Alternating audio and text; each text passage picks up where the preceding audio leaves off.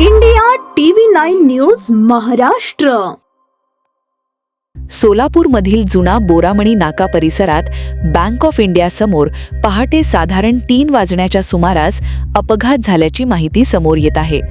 मात्र सध्या उपलब्ध प्राथमिक माहितीनुसार हा अपघात नेमका कशामुळे झाला, किती वाहनांचा सहभाग होता किंवा जखमी मृतांची संख्या किती आहे याबाबत अधिकृत तपशील अद्याप स्पष्ट झालेला नाही. प्राथमिक माहिती अशी: अपघाताची वेळ पहाटे सुमारे 3 वाजता. ठिकाण जुना बोरामणी नाका, बँक ऑफ इंडिया समोर, सोलापूर. स्वरूप वाहन अपघात. तपशील प्रतीक्षेत.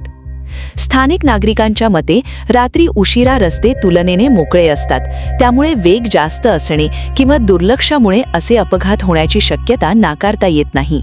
अपघातानंतर काही वेळ वाहतूक विस्कळीत झाली असण्याची शक्यता आहे. पोलीस आणि आपत्कालीन यंत्रणा घटनास्थळी पोहोचल्या असण्याची शक्यता असून जखमींना जवळच्या रुग्णालयात हलवण्यात आले असेल. मात्र याबाबत अधिकृत पुष्टी आवश्यक आहे.